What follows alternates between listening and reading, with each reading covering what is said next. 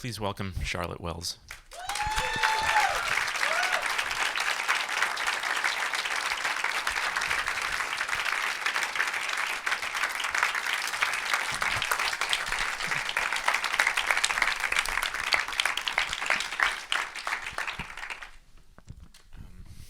Thank you for coming back. Of course. I'll start with a few questions, and then we can open it up to the audience. I'm sure they have many questions as well. But I guess I want to start or pick up from the ending. Maybe we can work our way backwards. But specifically this 360-degree pan that I think finally ties together the film's different points of view and timelines, but for me, it also captures this really difficult to grasp feeling that we, attach to memories. And I think you do this in such a visually and formally precise way. So I'm curious how you arrived at this visual approach to, tying together these different aspects, these different elements in the film, some of which are quite abstract at times, and how you arrived at that in seemingly one shot. Yeah. That's not incredibly easy to answer. I'd say the very first draft of the script began and ended in the rave. And the rave was an incredibly challenging thing to read, I think, for people in the script, to have like a clearer sense of how that was going to come together. And in trying to address that to some degree, and in trying to most effectively communicate what I wanted to communicate at the end of the film, I thought about 1,000 different endings, of which there are slightly less than 1,000 in the film in some way. And one was this... I saw La Chambre, the Chantal Akerman short, and I'm definitely, I don't know if guilty of is the right way to put it, but I definitely take in things that I read or watch, and they find their way very quickly onto the page, and often it doesn't stick. It's just like I was reading a Muriel Spark novel at one point during writing, and then I sat down on a Monday, and I looked at what was on the page, and I was like, whoa, that's not my voice at all. And so that kind of thing doesn't stick, or it doesn't matter, because it's just a stylistic thing in prose. But that 360 kind of lodged in my head at some point, and I don't remember the moment that I wrote it, but it was very specifically written in the script. This is the ending of the script. And I was watching at one point this videotape footage that I found that a family member, my grandmother's sister, had, that I didn't know existed, from the 90s. And I'm not in it, many members of my family are, but there's this kind of scene of sorts where my grandmother asks whether the camera's still running, and my aunt says no, and it absolutely is. And she just records them having dinner. And so it's my aunt and my grandmother, her sister, on a table, and there's a picture of me in the middle, framed on the wall, a nursery or early primary school photo. And it was just such a strange experience watching this video while I stared back out. So I think those kind of things happening at the same time, trying to address a problem, watching that short, watching those tapes, kind of came to this idea. But it really was through trying many, many different things, which is why it's a long answer, that I landed on it. And when I did land on it, I really loved that it did tie together the different spaces in the film. And in fact, the intention in the script was that it continues after he walks through the doors, and it comes back to her on the couch, and she gets up, and it comes back again. And we tried different things, but ultimately that image of him leaving was so strong. And I had a very strong conviction that the soundscape should pretty much still be the apartment. We shouldn't be in the airport. And it kind of came together, but there was still a little bit of co-occasion about it until the end of the edit, until we realized that just is the strongest way to end the film. That's where it ends. I guess I'd like to hear a bit more about your writing process, and specifically this atmosphere that this really uncanny atmosphere that this film has. I think there's like a sense of mystery that takes hold. I think at the very beginning of this film, and maybe it begins with Sophie's question that is left unanswered for a while in the film. But I think it's also what your camera is trained on, and specifically these moments that are without dialogue and paying attention to things that are left unsaid or unexplained. And I guess I'm curious if this this kind of enigmatic aspect that I'm trying to describe was fairly active and present for you as you were writing the film, or what kinds of questions, I guess, were you asking yourself at that early stage of the film's development? I think what you're referring to is what I've started to observe as just kind of a byproduct of the way I wind up making stuff. Yeah, like the like seeming aversion that I have to like a certain type of exposition,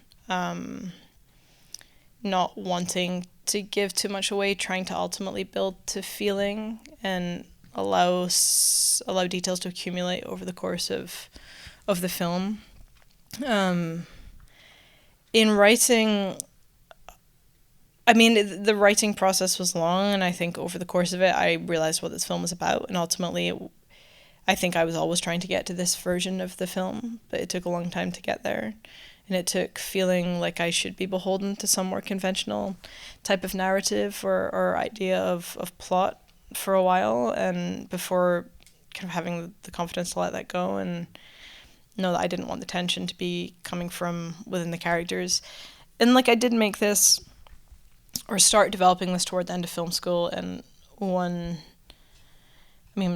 I learned probably the most there from the people that I worked with, my classmates, two of whom worked on this film, my editor and cinematographer. But it was interesting in different people have different ways of asking what a film is about. Like, what's the story? Especially in terms of critique, like, what's the story? What's the tension? What question is the audience asking? Why are they invested? Why are they still watching? And sometimes I'd ask myself those questions, but not in like a big picture way. Like, I'm not really interested in like, why should we care? Like, I suppose I believe we should care because we sat down and paid $15, thank you, for a ticket. And hopefully, we have you captive for that time, and there's some trust that we're going to take you somewhere. But certainly within a scene, I'd ask that. Like, what might an audience be asking? Am I leading them down the wrong path? Am I setting them up to think that there is a plot? That was a really difficult thing to overcome in the edit, was to cut the opening in such a way that you didn't start looking for a plot that wasn't going to materialize and then feel frustrated, that you weren't leading people on in the wrong way, but that you were allowing them to lean in and hopefully pay attention. And how do you give people the confidence in you that you're kind of in control of how you're revealing information and details? Well, it's also the performances that we see in the film that hold us so captive. So can you talk about casting and finding your actors? Maybe beginning with Paul or Frankie, or I guess I'm curious, who did you cast first between those two? I mean, in the end, kind of simultaneously, but Frankie was a long process, and it was only toward the end of that process that we really began the process of casting Calum. We started in October of 2020 looking for Frankie, taking submissions remotely because it was COVID, which really was kind of the resurgence of like second wave COVID at that point in time. And we had submissions from 800 kids through sports clubs and schools, but again, mostly remotely, and like WhatsApp mum groups, Facebook groups, which is where Frankie's mum saw it. And they would submit like a video introducing themselves. They were often TikTok videos, literally TikTok videos. They kind of like jump into frame and then disappear. Which was interesting because like many of these kids, Frankie, more than even most, are very 2022 now, like they're very contemporary kids, obviously. And there was like some thought in kind of looking past that and like, will this kid feel natural to the 90s? But yeah, like the process was just an opportunity for them to grow with it, to become more comfortable, and to hopefully reveal a little bit more of themselves at each step along the way. And where Frankie really excelled was in the room, and I think it's proof that you can't do this type of casting remotely, completely.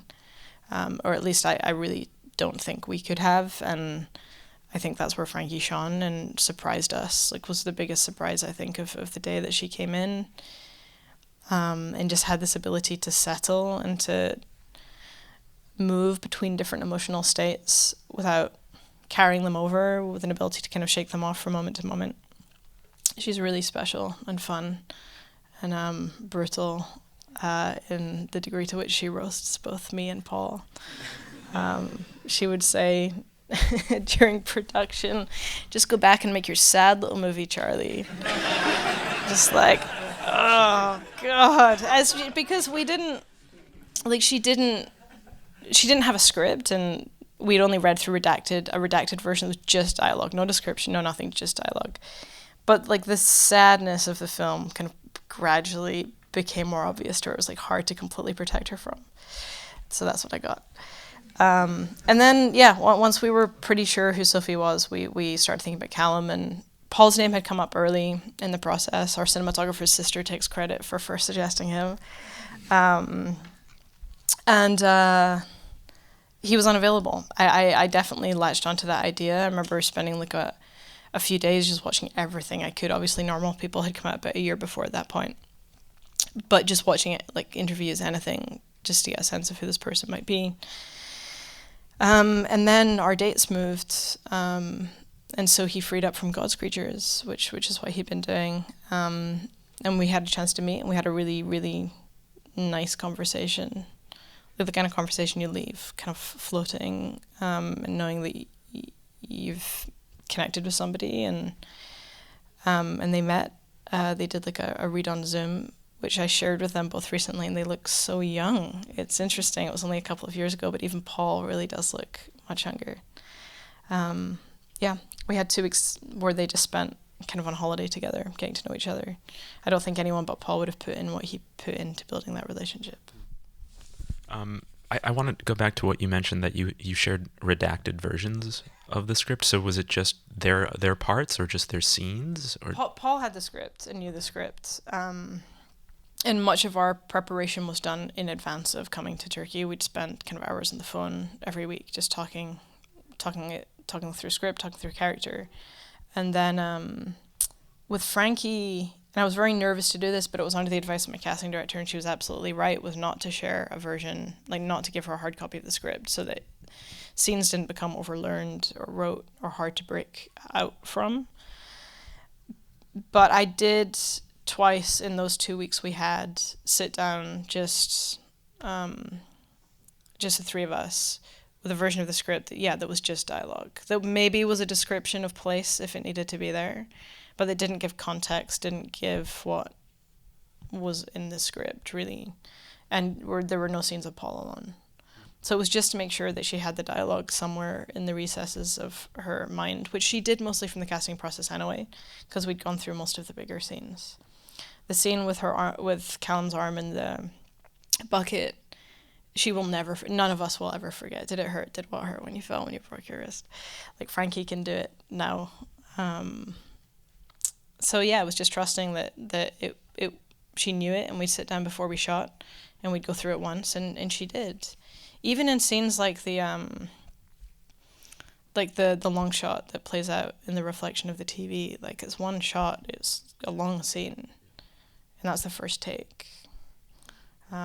It's the first take with some, so you wouldn't think this is a visual effects heavy film, but there are quite a few, and that's one where she just turned the camera around and the whole crew is in the background.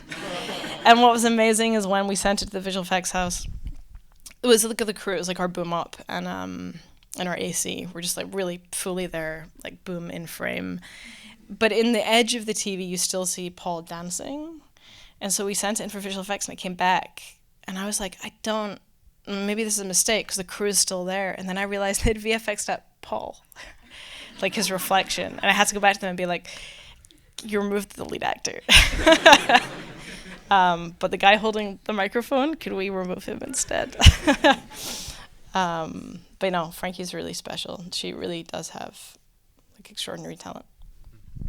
I do want to hear a little bit more about, the kinds of conversations you had with them and what preparation was like for them to find their characters. But maybe before that, I'm also curious, how you cast, adult Sophie, Celia Wilson Hall, who I know is a dancer, and there's sequence for her where there is a dance scene, yeah. And I'm wondering if that aspect of her background played into that scene, or if what she brought to something like that. No, 1,000%. Greg, our cinematographer, was the one who first suggested we look at dancers, and so that kind of became the focus of the casting process for adult Sophie, was looking at dancers. And Adela, our producer, knew Celia and suggested her, and I watched her stuff and really, really loved it. And she joined us in Turkey to pretend she was in New York at a certain point in the film. And that was a really special day. It was pretty much the last day that we shot in Turkey,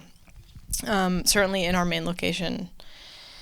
And we did the airport corridor in the morning and the rave in the afternoon, both in the same space. The airport corridor was built in this like tomato warehouse, the same place that we shot the rave.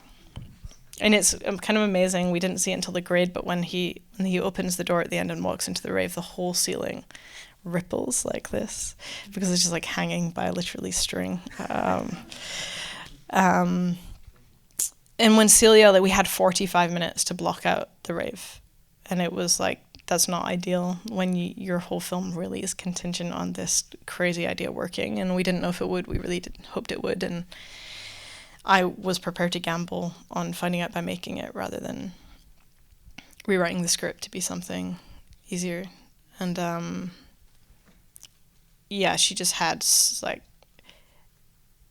it came together so quickly. Like, she's so good at what she does. And we'd spoken about it at length before. I'd spoken to her on the phone before we shot the hotel dance scene, just not to choreograph it specifically, although we were thinking about certain moves that would carry through to the main rave. Like her pushing him away was an important moment. Them spinning around was an important moment. Just thinking about where we might be cutting between the two, because it is very much to script. And then we blocked it out, and I remember the moment that Celia, in the course of like 5 minutes, figured out this movement that they would do when they finally reach each other in that space, and it was incredibly moving to watch. It was probably the most moved I ever felt on set, unrelated to the stress of production, at least. It was just really special. And then it was like, how do we capture that? Like, how do we create that feeling under the strobe? Because we shot with a real strobe, and it was difficult. The footage is like 1 frame and then 15 seconds of black, and then 1 frame and then 8 seconds of black. But yeah, movement was essential, and casting a dancer was very much intentional. And the success of that scene is also like to Celia's credit. So what kinds of conversations did you have with Paul and Frankie about their characters? Did you spend a lot of time, rehearsing before the film? Was it largely through conversations that they found their characters? And I guess I'm also curious, how they prepared together. Since given the film's, how intimate the film is, did they spend a lot of time with each other? Yeah, I mean, they came 2 weeks early, and during those 2 weeks, I had some fantasy before I got to Turkey of just spending those weeks with them. But in reality, I spent those weeks doing technical scouts and other prep for the film, and I would have an hour, maybe 2 with them every morning. And the first day, we just hung out by a pool table. We were staying at the main hotel in the film, the kind of bigger hotel of the two. And we hung out and played pool. I realized Frankie could not play pool and had never played pool in her life, so that became like a goal for those first 2 weeks. And the second day we hung out in the amphitheater where the karaoke takes place and tried to share songs, and Frankie wasn't into it at all, just wasn't playing. I'm like, here's Park Life by Blur, and she's just like, I couldn't be less interested, and Paul shared a track, couldn't be less interested, and we were like, uh-oh. Like, I think we were both separately, we didn't communicate this till later, like worried. And then on the third day, I was like, okay, we're just going to work. Like, I think maybe that's when I brought the script in. And she was just, it like turned around like that. It was amazing. She was just, it was better when we focused on, when we had like something to focus on, than it just be free form hangout time. And so we would play very loosely around scenes. Like, I had the camcorder, we would mess around. That's why she came up with this like mind camera line, because we couldn't get the camcorder working. And I was like, well, it's going straight into the script. Yeah, they'd read through scenes. I'd listen to how things sounded, if they needed adjusted to meet their own kind of natural rhythms of speech. I would adjust. But it was working loosely, not over rehearsing, not spending too much time on anything, making sure we'd gone through everything once or twice, and then it was just time they had together for the rest of the day. They'd go to the beach, they'd eat ice cream, they'd hang out by the pool, in the pool. The most important thing, and everybody knew it, was that they needed to bond and have enough familiarity to portray like a familial intimacy on screen, which got stronger over the course of the 6 weeks that we shot. One of the last things we shot was the ride from the airport to the hotel, where he's in her lap, and we could never have done that in week 1. She just fell asleep. It was very easy. It was late, she was tired, and she fell asleep in his lap. Paul, yes, and that was kind of the extent of it with Frankie. Like, she wasn't playing herself. She was able to see how the character was different from her. She was able to tell me when the character was cringe and would do things that she wouldn't do. Like, why is she sitting at the motorbike game with no money? Like, it says insert coin. That's so cringe. And I'm like, okay, well, do it anyway. So we kind of meet halfway, you know? But that almost sounds like I let her be herself. She wasn't. She really was acting. Like, I give Frankie the credit for that. It was amazing, and it wasn't what I expected to find. I expected to find a kid who would just be themselves. And I think we found something a bit different in her. And in Paul, yeah, it was a partnership. Like, I gave him my download of who I thought the character was. I'd spent long enough writing that I had a very clear sense of that. What his backstory was, what his present was, what his future was. And then I passed it over to Paul to build on that. I think that was the foundation on which he built his character, and it's for him to speak to in some ways. I gave him a fair amount, I think, of ownership over that.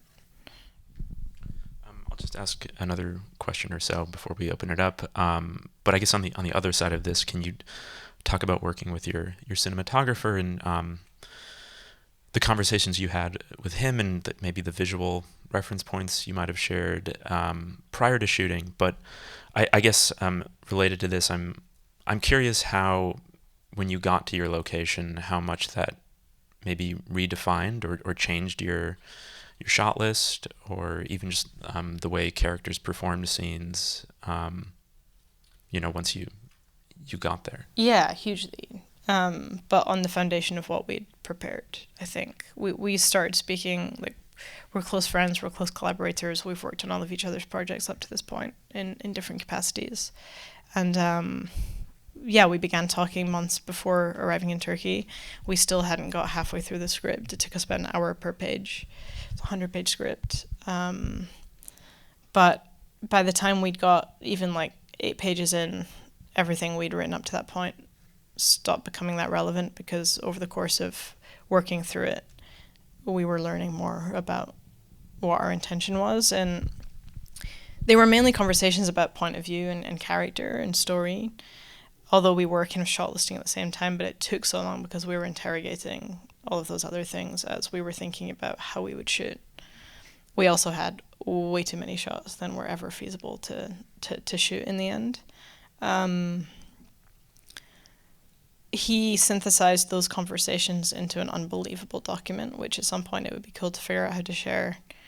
That was like a recap of everything that we had talked about and how it related to perspective in the film, how we could communicate that this is a personal film, how we could give it like a sense of authorship,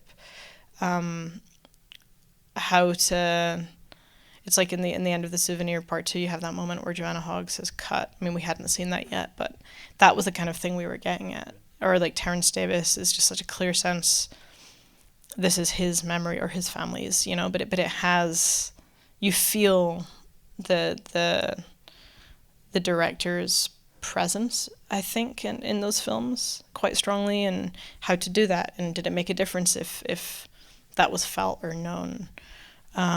Should I be adult Sophie? Thank God that didn't turn out to be the case. But like those were the conversations that we were having, which I said to my producer, there's just silence on the other end of the line. I'm like, so no, okay.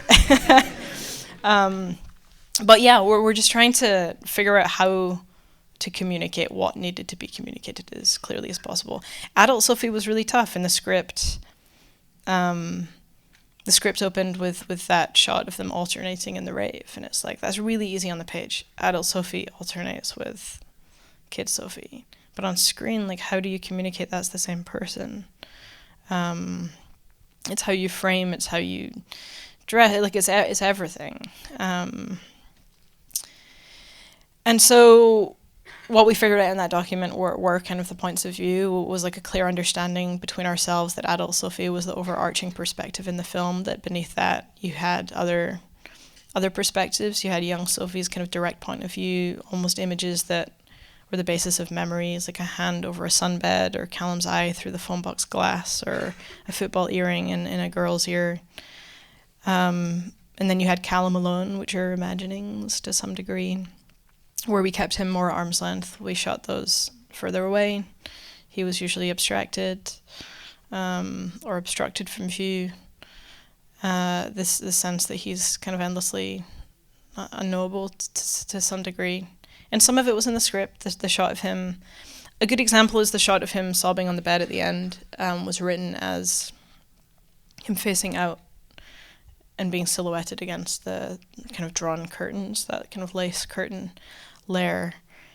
And it was always from behind, and it always had the zoom, but Greg pushed back and insisted that it was more appropriate that Calum be facing the wall. And it was a less obviously beautiful shot, though in the end I think probably not, but on paper it seemed less beautiful, but who cares? It's not about the most beautiful framing, you know, it's about what serves the story, and it felt more appropriate that he be boxed in that moment rather than, you know, facing out to the window. So those were the conversations that we were having. And then, yeah, when we got to set, everything fell apart because faces are different and production is challenging. But we had that basis, you know. And plan B for everything was just do what feels right. And some things just didn't feel right. Like the tender sequence where she's lying on the bed on his kind of lap, like just didn't work. And you just have to take a deep breath, even as the clock is ticking loudly, and find something that does. Or him doing Tai Chi just looked kind of silly in the first way that we framed it, and then Greg found this way to kind of shoot the wall in the shadow, and then his arm comes in. When we got to sets, like we saw the mud bath location, and we had this idea to shoot the second part of that conversation on the float way out at sea. That was discovered, you know, in the location. So yeah, you have to adapt to where you are to make the most of what you have at hand. Okay, we can take some audience questions. There will be a mic that will come to you. We can start here. There. So I really wanted to understand when the title came to you, and you just mentioned the special effects and the visual effects. I was curious if it was something that you did like afterwards to make us feel kind of the touch and kind of feel the skin. But I felt very interesting that there's two shots where we can see their veins here in the shoulders, and I was like, is this like visual effects, like we can see their veins, or just like coincidence? And yeah. I think Paul's skin is just translucent, much to my cinematographer's challenge. And he also loves Claire-Denis, which is why I'm sure he loves to shoot backs. Thank you for all of that. I mean, that's one of the best scenes, the dance scene in 35 shots. Okay, now that's all I can think about. The title, yeah, okay, so Aftersun, for those who don't know, is a like companion to suntan lotion, but it's when you don't apply enough of it and you get burned, and it's like aloe vera basically. But it's it's Aftersun in Britain at least, and they need it. We need it always. So it comes with the suntan lotion. It was always the title. I don't remember when. It was the title before I ever wrote a word. It just always was. And I love the few things I've read about it and people articulating why they think it's a good title for the film, an appropriate title. I didn't overthink it. I think titles are either instant or impossible. Unfortunately for me, this one was instant, and nobody ever asked me to change it. Did I answer both questions?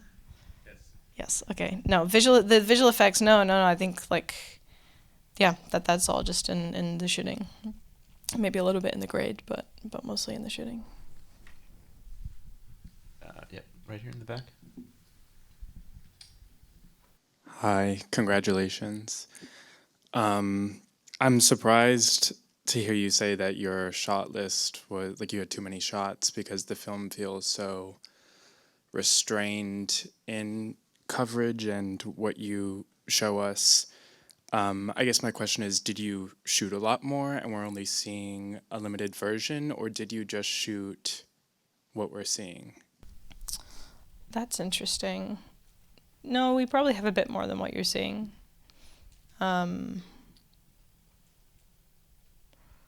Like the shot that comes to mind when I say that is the shot of him smoking on the balcony, which came very late in the edit. That shot, that single take that we had, because one of the earliest images I had in mind when I was writing was an image of Calum just sitting smoking on the balcony, kind of perched on top of it on this like third floor balcony, which we went to great lengths to shoot, and was hard to let go of finding our way to that shot. So there's kind of examples like that. It's less that we're not using coverage so much as we're not using scenes that we had. It ended up being what really best serves the story and the flow that we found ourselves in and where we were trying to get to. But I would say that in a perfect world, we would have had more wides in the film. And wides are always the first thing cut, or they were the first thing cut, because they were always the last thing on our shot list every day. And there are a few that still hurt not to have, maybe. But also, every scene now kind of feels as it should. I'm trying to think of other places. I think in the end, what began as many shots, and it wasn't with an intention of having like some kind of conventional coverage, but some scenes were fairly long, and just finding different ways to details. It was many details. I think we underestimated how much preparation goes into like what are is flippantly called B-roll, but was scripted as like these interstitial sequences that had more place in the script and ended up on screen, kind of creating the sense of repetition over the course of the holiday, these images that would occur every morning. And they're like just as hard to prepare to shoot as like a 6-page dialogue scene, and they're not given the time. And in the future, I'd probably create a bit more time for them. But it was things like that got cut. We also just became more efficient in how to block the camera and people. And I think like in a perfect world, like a kind of moving master where people and camera are blocking and choreographed is always perfect. It's just hard to achieve. Way in the back. I appreciate how the complications that Sophie and Calum are getting along, as Calum is trying to get Sophie to dance while Sophie's trying to get Calum to sing karaoke, and can explore about finding their commonalities and bond while the difficulties of these activities. I'm sorry, say that once more. About Sophie and Calum trying to find a bond despite not having the same interests like karaoke or dancing. Yeah, I mean, like, much of what I thought about in the film was, like, not just in terms of activity, but, like, how these characters were the same and how they were different, and allowing different moments to illustrate that. And dancing, yeah, it's so interesting. I haven't really ever tied those two together in that way. And there were different versions of that in the script. There was a version where Calum tries to redeem himself at Kaunos, the ancient amphitheater, by singing. There's a draft where he was the one singing rather than her initiating Happy Birthday in making use of that space. But you're right. In the end, those are kind of the two things that they try to kind of pull each other into their individual worlds. Yep, right here in the middle.